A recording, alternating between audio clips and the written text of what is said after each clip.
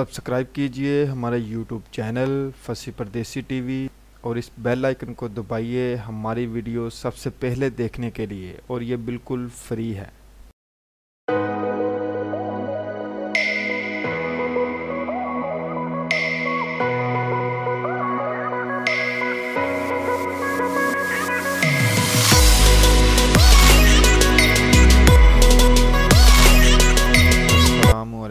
मैं हूं फैसल परदेसी और आप देख रहे हैं फसी परदेसी यूट्यूब चैनल। आपको अपने चैनल में खुशामदीद कहता हूं और उम्मीद करता हूं आप सब खैरियत से होंगे, आफियत से होंगे, और दुआ करता हूं अल्लाह पाक आपको हर मुश्किल घड़ी से दूर रखे। आज का हमारा टॉपिक है दुनिया का वो वह शख्स जिसने खला में रोज़ा रखा। 1985 का ये वाक़या है।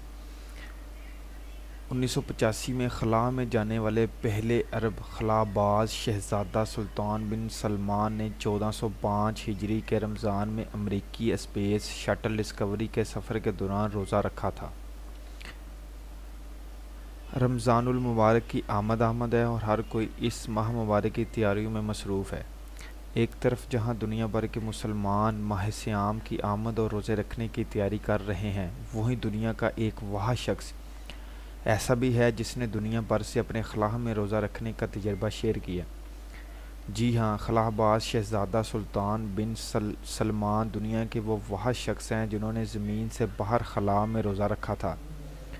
तफसीलात के मुताबिक 1985 में खला में जाने वाले पहले अरब खलाबाज शहज़ादा सुल्तान बिन सलमान ने 1405 हिजरी के दरमियान रमज़ान में अमरीकी स्पेस शटल डिस्कवरी के सफ़र के दौरान रोज़ा रखा था।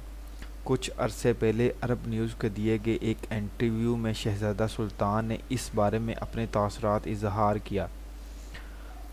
इजहार किया कि अपने नाकाबिल फरामोश खलाई सफ़र के दौरान इन्होंने 6 दिन में कुरान मजीद को ख़त्म किया और इसलिए इन्होंने अपने सोने का वक्त मुख्तस किया था। वो 29वें रोज़े के दौरान खलाई सफ़र पर रवाना हुए। इन्होंने खला में रोज़ा रखने को नाकाबिल फरामोश तजर्बा करार दिया। इन्होंने बताया कि इस रमज़ान का महीना गर्मी के मौसम में आया था,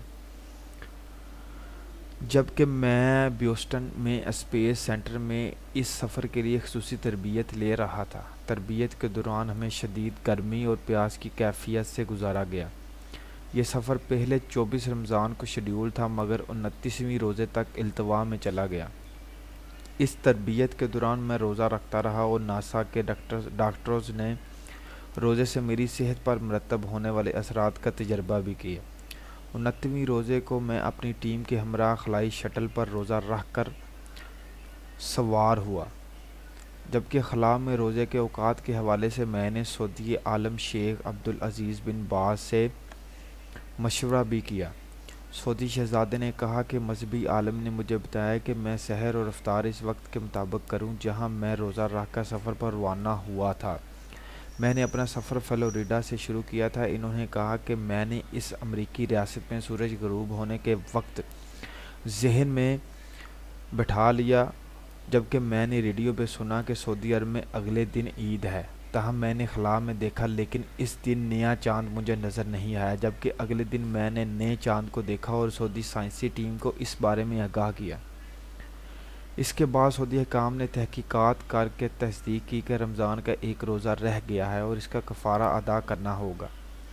इन्होंने बताया कि मैंने इस खलाई सफ़र के दौरान नमाज ज़मीन के औकात के मुताबिक पढ़ी, जबकि वज़ू के लिए गीले नेपकिन का इस्तेमाल किया, क्योंकि वहाँ कशिश सिकल ना होने की वजह से पानी से वज़ू करना मुश्किल था।